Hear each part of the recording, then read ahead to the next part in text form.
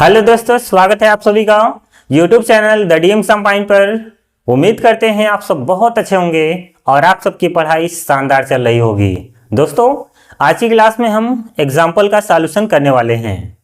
कल की क्लास में मैंने कुछ इंपॉर्टेंट रूल आपको समझाया था, जिसकी आवश्यकता जब आप क्वेश्चन सॉल्व करने लगेंगे तो वहां पर आपको पढ़ने वाली है। तो चलिए शुरुआत करते हैं आज की क्लास। ये रहा आपका पहला क्वेश्चन एग्जाम्पल का। देखिए इसमें क्या बोला गया है, उसके बाद इसे सॉल्व करेंगे। दो समरूप त्रिभुजों के क्षेत्रफल 16 सेंटीमीटर स्क्वायर और 24 सेंटीमीटर स्क्वायर है। यदि पहले त्रिभुज की एक भुजा का वर्ग 12 सेंटीमीटर स्क्वायर हो तो दूसरे त्रिभुज की संगत भुजा का वर्ग होगा। तो आपने क्वेश्चन पढ़ लिया और आपको समझ में आ गया होगा कि इसमें कौन सा नियम काम करने वाला है। कल की क्लास में मैंने जो नियम बताया था उसी में से कोई एक इसमें लगेगा। अगर आपने कल की क्लास देखी होगी, अच्छे से समझी होगी, तो आप समझ चुके होंगे। अगर दो त्रिभुज समरूप हैं तो उनके क्षेत्रफल का अनुपात किन्हीं दो संगत भुजाओं के वर्गों के अनुपात के बराबर होता है। ये नियम इसमें काम करने वाला है। देखिए पहला क्वेश्चन का सॉल्यूशन। तो यहां पर जो जो मान दिया गया है आप समझ चुके हैं, तो मैं डायरेक्ट लिख रहा हूं। पहले त्रिभुज का क्षेत्रफल, पहले त्रिभुज का क्षेत्रफल बटे दूसरे त्रिभुज का क्षेत्रफल। हम डायरेक्ट अनुपात ले रहे हैं क्योंकि क्षेत्रफल का जो अनुपात होता है किन्हीं दो संगत भुजाओं के वर्गों के अनुपात के बराबर होता है। कब? जब दो त्रिभुज समरूप होते हैं। तो यहां लिखेंगे पहले त्रिभुज की भुजा, और फार्मूले में आपको पता होगा कि यहां पर स्क्वायर लगा रहता था और बटे में क्या होता है, दूसरे त्रिभुज की भुजा। ठीक है, तो अब मान रखा जाएगा पहले त्रिभुज का क्षेत्रफल कितना है 16 और दूसरे त्रिभुज का 24 बराबर पहले त्रिभुज की भुजा का वर्ग दिया है। ध्यान दीजिएगा, पहले त्रिभुज की भुजा का मान नहीं दिया है, पहले त्रिभुज की भुजा का वर्ग का मान दिया है। कितना? 12। तो यहां पर टोटल मान कितना होगा 12 बटे, यहां पर स्क्वायर लगा रहता है, और तो यहां पर आपको यही निकालना है, दूसरे त्रिभुज की भुजा। ठीक है, दूसरे त्रिभुज की भुजा और का वर्ग लगा है। तो अगर ये मान चाहिए तो ये इधर आएगा और बाकी सब उधर, तो यहां हो जाएगा दूसरे त्रिभुज की भुजा। तो चाहे आप स्क्वायर लगा दीजिए या फिर ऐसे लिख दीजिए, दूसरे त्रिभुज की भुजा का वर्ग कितना हो जाएगा, ये उधर आएगा, तो यानी कि 12 इंटू 24 और बटे कितना 16। तो ये कटने के बाद कितना हो जाएगा, काटिए इसे, तो 8 दूना 16, 8 त्रिक 24 और ये कट जाएगा 6, यानी कि 18 सेंटीमीटर स्क्वायर होगा। तो कौन सा ऑप्शन सही है? Option number 3। आपके एग्जाम में ऑब्जेक्टिव क्वेश्चन जरूर आता है, तो इसीलिए आप घबराइएगा बिल्कुल नहीं। ऑब्जेक्टिव जो क्वेश्चन होता है वो एकदम इजी आता है, वहां पर कठिन नहीं दिया जाता है। तो ये रहा आपका पहला क्वेश्चन। अब देखेंगे नंबर 2। इसमें देखिए क्या बोला गया है, त्रिभुज ABC और त्रिभुज PQR समरूप त्रिभुज हैं, दो ट्रायंगल हैं, त्रिभुज ABC और त्रिभुज PQR। चलिए बना देते हैं ताकि समझने में आसानी हो जाए। ऐसे है आपका, ठीक है, ABC और त्रिभुज PQR। भुजा ए बी 4 सेंटीमीटर है, ये 4 सेंटीमीटर है, ठीक है। इसकी संगत भुजा ये होगी तो ये कितना है 5 सेंटीमीटर दे रखा है। त्रिभुज ए बी सी और त्रिभुज पी क्यू आर के क्षेत्रफलों का अनुपात ज्ञात कीजिए। आपको मैंने बताया है कि दो समरूप त्रिभुज के क्षेत्रफलों का अनुपात किन्हीं दो संगत भुजाओं के वर्गों के अनुपात के बराबर होता है। अगर दोनों संगत भुजाओं का अनुपात दिया है तो हम क्षेत्रफल का भी अनुपात निकाल सकते हैं। तो यहाँ पर हो जाएगा डायरेक्ट, क्या लिखेंगे पहले, या फिर ऐसे लिख दीजिए डायरेक्ट, यहाँ पर तो नाम दिया है ना, तो ऐसे लिखेंगे एरिया ऑफ त्रिभुज A B C, area of त्रिभुज, मिस्टेक हो जा रहा है, एरिया ऑफ त्रिभुज ए बी सी बटे एरिया ऑफ त्रिभुज पी क्यू आर। तो जो संगत भुजा दिया है वही आप लिखिएगा, ठीक। तो यहाँ पर फार्मूले के अनुसार होता है ए बी का वर्ग बटे पी क्यू का वर्ग। तो हमें क्षेत्रफल का अनुपात चाहिए, तो मान रखिए 4 यहाँ 5, तो हो जाएगा 16 बटे 25। तो अगर आप क्षेत्रफल का अनुपात लिखेंगे तो कैसे लिखेंगे, ए बी सी अनुपात एरिया ऑफ त्रिभुज पी क्यू आर बराबर 16 अनुपात 25, ठीक है। तो यहाँ पर ऑब्जेक्टिव है नहीं, तो यही आपका क्या हो जाएगा आंसर। तो ये ऑब्जेक्टिव था, तो इसमें ऑप्शन नंबर 3 आया था, ठीक है। और ये है आपका दूसरा, दोनों ही क्वेश्चन आसान थे। चलिए बढ़ते हैं क्वेश्चन नंबर 3 की तरफ, इसको मिटा दिया जाए।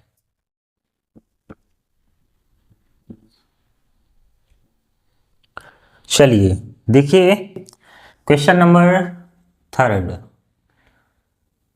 इसमें क्या बोला गया है, दो समरूप त्रिभुजों के परिमाप पेरीमीटर्स।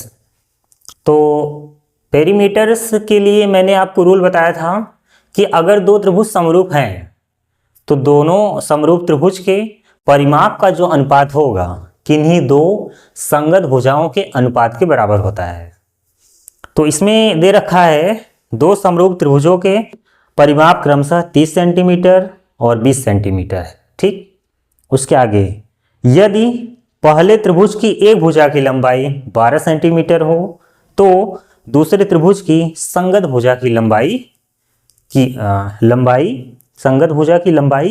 कीजिए, ऐसा लिख दिया है। तो दूसरे त्रिभुज की संगत भुजा की लंबाई ज्ञात कीजिए, ऐसा होना चाहिए था। कोई बात नहीं, हमें मान निकालना है। तो अगर हम मान लें कि दो त्रिभुज है हमारे पास, अगर हम मान लें कि हमारे पास दो त्रिभुज है ए बी सी, और एक त्रिभुज और मान लेते हैं पी क्यू आर, ठीक है। तो इसमें दोनों त्रिभुज का परिमाप क्रमशः दिया है। परिमाप का मतलब भुजाओं का योगफल A B plus B C plus C A कितना दे रखा है 30 सेंटीमीटर यहाँ पर है, और यहाँ पर परिमाप P Q plus Q R plus P are कितना दे रखा है 20 सेंटीमीटर, ऐसे मान रहे हैं, ठीक है। यदि पहले त्रिभुज की एक भुजा की लंबाई, कोई भी एक भुजा आपको लेना ही लेना है, तो मान लीजिए कि ये है पता आपको 12 सेंटीमीटर, तो दूसरे त्रिभुज की संगत भुजा आपको ज्ञात करनी है, तो मान लीजिए आपको ये ज्ञात करना है, संगत भुजा में वही आएगा। तो कल के नियम के अनुसार अगर दो त्रिभुज समरूप हैं तो उनके परिमाप का अनुपात किन्हीं दो संगत भुजाओं के अनुपात के बराबर होगा। तो यहां हो जाएगा A B plus B C, आप चाहें तो वो नियम लिख सकते हैं, पहले वही लिख लीजिएगा, ठीक है। चूंकि क्या लिखना है, दो समरूप त्रिभुजों के परिमाप का अनुपात, दो समरूप त्रिभुजों के परिमाप का अनुपात किन्हीं दो संगत भुजाओं के अनुपात के बराबर होता है, ठीक है। तो उसको लिखने के बाद इसलिए A B plus B C plus C A बटे अनुपात लेना है P Q plus Q R plus P R बराबर किन्हीं दो संगत भुजाओं के अनुपात के बराबर होता है। क्या लिखेंगे वहां पर आप? दो समरूप त्रिभुज के परिमाप का अनुपात, दो समरूप त्रिभुज के परिमाप का अनुपात किन्हीं दो संगत भुजाओं के अनुपात के बराबर होता है। तो यहां पर कितना दे रखा है? 30 बटे 20 बराबर BC कितना दे रखा है? 12 बटे क्यू आर आपको निकालना है। तो ये तो इससे ही कट गया, तो ये उधर वो उधर। क्यू आर बराबर 12 गुणे 2 बटे 3, 3 चौका 12, कितना आ जाएगा? 8 सेंटीमीटर। तो ये आपको निकालना था। तो चलिए, ये हो गया क्वेश्चन नंबर 3। अब देखिए यहाँ पर क्वेश्चन नंबर 4। दो समरूप त्रिभुजों के क्षेत्रफलों का अनुपात 16:25 है। दो त्रिभुज हैं और दोनों ही समरूप हैं, उनके क्षेत्रफल का अनुपात दे रखा है 16:25। त्रिभुजों की संगत भुजाओं का अनुपात ज्ञात कीजिए। बहुत ही आसान प्रश्न हो गया। अगर हम मान लें कि हमारे पास दो ट्रायंगल हैं ए बी सी और एक त्रिभुज है पी क्यू आर, दोनों त्रिभुज के क्षेत्रफल का अनुपात दे रखा है एरिया ऑफ त्रिभुज ए बी सी बटे एरिया ऑफ त्रिभुज पी क्यू आर, कितना दे रखा है? 16:25। ठीक है। और नियम के अनुसार जब दो त्रिभुज समरूप होते हैं तो उनके क्षेत्रफल का अनुपात किन्हीं दो संगत भुजाओं के वर्गों के अनुपात के बराबर होता है। तो यहां पर नियम के अनुसार क्या लिखेंगे? त्रिभुज ए बी सी बटे एरिया ऑफ त्रिभुज पी क्यू आर। कोई भी संगत भुजा ले लीजिए। चलिए ऐसे ले लेते हैं ए बी बटे पी क्यू। तो इसका मान है 16, एक चीज़ और वर्ग लगा रहता है ना, 16/25 बराबर ए बी स्क्वायर बटे पी क्यू स्क्वायर। अगर स्क्वायर हटाएंगे इधर स्क्वायर रूट आएगा तो क्या हो जाएगा? ए बी बटा पी क्यू बराबर 4/5 या 4:5। तो ये है आपका आंसर। ठीक है। दो समरूप त्रिभुजों के क्षेत्रफल का अनुपात किन्हीं दो संगत भुजाओं के वर्गों के अनुपात के बराबर होता है। तो चलिए क्वेश्चन नंबर 3 यहाँ पर है और क्वेश्चन नंबर 4 यहाँ पर है। अब बढ़ते हैं अगले क्वेश्चन की तरफ।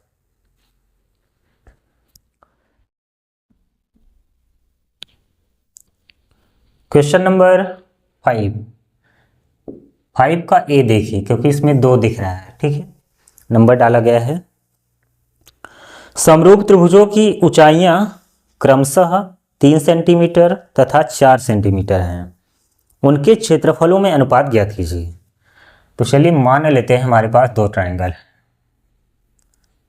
ए बी सी और दूसरा है पी क्यू आर। ठीक है।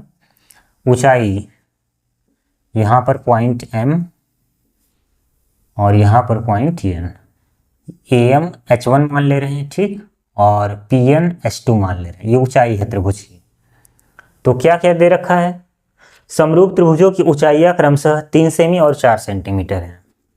H1 बराबर 3 सेंटीमीटर, H2 बराबर 4 सेंटीमीटर। तो कह रहा है उनके क्षेत्रफलों में अनुपात बताइए, यानी कि एरिया ऑफ त्रिभुज ABC बटे एरिया ऑफ त्रिभुज PQR आपको बताना है। तो क्षेत्रफलों का अनुपात और ऊंचाई से संबंधित कौन सा नियम था?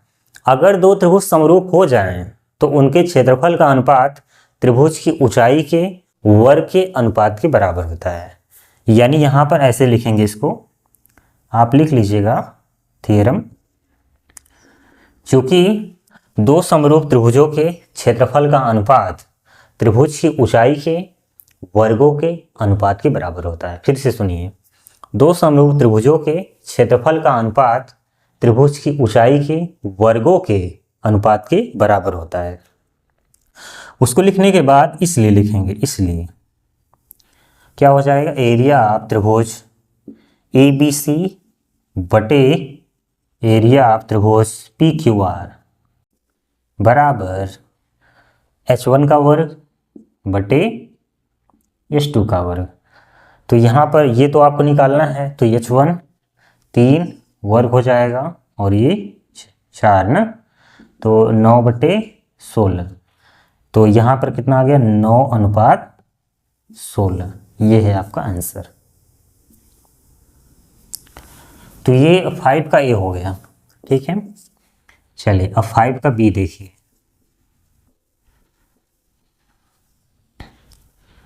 तो इसमें क्या बोला गया है, दो समरूप त्रिभुजों की संगत भुजाओं का अनुपात कितना है, 5:8 है। दो समरूप त्रिभुजों की संगत भुजाओं का अनुपात कितना है, 5:8। यदि पहले त्रिभुज का क्षेत्रफल 200 सेंटीमीटर स्क्वायर हो तो दूसरे त्रिभुज का क्षेत्रफल ज्ञात कीजिए। ये भी आसान है। तो मान लेते हैं हमारे पास दो ट्रायंगल है। ऐसे क्या होता है ना, लिखने में आसानी हो जाती है, ए बी सी, और एक त्रिभुज है डी ई, बदल दे रहे हैं नाम। तो इसमें क्या क्या दे रखा है, किन्हीं दो संगत भुजाओं का अनुपात 5:8 है। तो मान लीजिए ए बी अनुपात डी कितना है, 5:8। ये 5:8 हो गया। तो पहले त्रिभुज का क्षेत्रफल, एरिया ऑफ त्रिभुज A B C 200 centimetre square है। तो दूसरे त्रिभुज का क्षेत्रफल, एरिया ऑफ त्रिभुज पी क्यू आर आपको फाइंड करना है, ठीक है। आपको पता होगा कि कौन सा नियम इसमें काम करने वाला है। अगर दो त्रिभुज समरूप हैं तो उनके क्षेत्रफल का अनुपात किन्हीं दो संगत भुजाओं के वर्गों के अनुपात के बराबर होता है। वही नियम इसमें काम करेगा। चूंकि लिख लीजिएगा, दो समरूप त्रिभुजों के क्षेत्रफल का अनुपात किन्हीं दो संगत भुजाओं के वर्गों के अनुपात के बराबर होता है। इसलिए एरिया ऑफ त्रिभुज ए बी सी बटे एरिया ऑफ त्रिभुज पी क्यू आर बराबर ए बी का वर्ग बटे डी का वर्ग। तो यहाँ पर ये तो निकालना है, बाकी सब इधर आ जाएगा। एरिया ऑफ त्रिभुज पी क्यू आर बराबर एरिया ऑफ त्रिभुज ए बी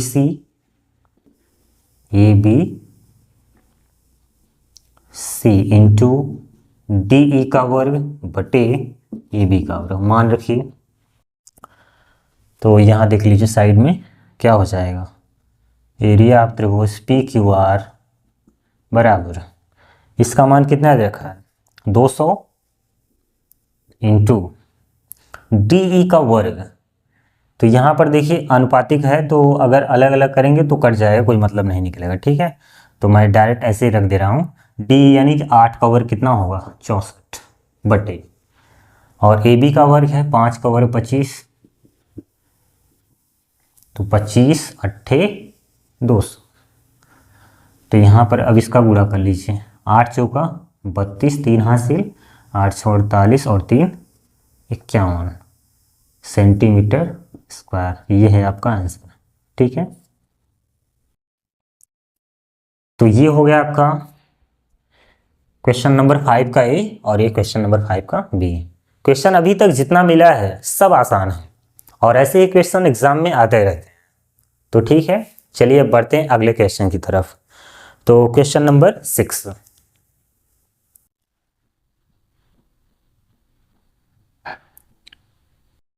चलिए क्वेश्चन नंबर 6, त्रिभुज पी क्यू आर यहां पर मिट गया है, सिमिलर रहेगा ये, ठीक है। यहां पर चिन्ह, त्रिभुज पी क्यू आर सिमिलर त्रिभुज ए बी सी, दो ट्रायंगल हैं। त्रिभुज पी क्यू आर, पहले वही है ना, पी क्यू आर, और दूसरा है ए बी सी। ऐसे बना ले रहे हैं, ए ABC। ये दोनों ट्राइंगल कैसे हैं? सिमिलर। PQR सिमिलर है त्रिभुज ABC। ठीक, अब आगे पढ़िए। PS लंब है QR, PS लंब है QR, PS लंब QR। आगे AD लंब BC, ये AD लंब BC। आगे PS 4 सेंटीमीटर है, PS 4 सेंटीमीटर। उसके बाद ED 2 सेंटीमीटर है। त्रिभुज PQR और त्रिभुज ABC के क्षेत्रफलों का अनुपात बताना है। त्रिभुज ABC अनुपात एरिया ऑफ त्रिभुज, अच्छा दोनों पहले तो वो आएगा PQR है ना, PQR और ABC, ये आपको निकालना है। ये तो बहुत ही आसान है, ऊंचाई वाला नियम इसमें लगेगा। अगर दो त्रिभुज समरूप हैं, अगर दो त्रिभुज समरूप हैं तो उनके क्षेत्रफल का अनुपात त्रिभुज की ऊंचाई के वर्ग के अनुपात के बराबर होगा। तो आप यहाँ पर पहले नियम लिखिएगा। क्या लिखना है मैं बोल दे रहा हूँ। दो समरूप त्रिभुज के क्षेत्रफल का अनुपात, दो समरूप त्रिभुज के क्षेत्रफल का अनुपात त्रिभुज की ऊंचाई के वर्ग के अनुपात के बराबर होगा। तो यहाँ पर लिखेंगे एरिया ऑफ त्रिभुज, इसलिए एरिया ऑफ त्रिभुज PQR बटे एरिया ऑफ त्रिभुज ABC बराबर PS का स्क्वायर बटे AD का स्क्वायर। तो चलिए मान रखिए 4 वर्ग हो जाएगा, यहाँ 2 है, तो ये कितना हो जाएगा 8 नहीं 16, 4 का वर्ग 16 और बटे कितना 4, ये तो कट गया 4 और नीचे कुछ नहीं, 1 4 बटे 1 आ गया। या फिर अनुपात में क्या लिखेंगे 4 अनुपाते 1, और यही आपका आंसर है। तो वहाँ क्या लिखना है मैंने अभी बताया, दो समरूप त्रिभुजों के क्षेत्रफल का अनुपात त्रिभुज की ऊंचाई के वर्ग के अनुपात के बराबर होता है। तो ये क्वेश्चन नंबर 6 था। कल की क्लास में मैंने जो नियम बताया था वो बहुत ही ज़रूरी नियम है। अगर आपने कल की क्लास को नहीं देखा है तो पहले उसी को देखिएगा। जब आप एग्जाम्पल के सॉल्यूशन या फिर एक्सरसाइज के सॉल्यूशन करेंगे तो आपको बहुत अच्छे से समझ में आएगा और किसी भी क्वेश्चन में कोई दिक्कत नहीं होगी। आपके एग्जाम में भी क्वेश्चन कहीं से भी आएगा तो आप कर लेंगे आसानी से। तो चलिए आज की क्लास में केवल इतना ही सॉल्यूशन करेंगे एग्जाम्पल का। अभी एग्जाम्पल में और भी क्वेश्चन है जिसका सॉल्यूशन हम अगली वीडियो में करने वाले हैं। तो चलिए कमेंट बॉक्स में ज़रूर बताइएगा आज की क्लास कैसी लगी। जय हिंद, जय भारत।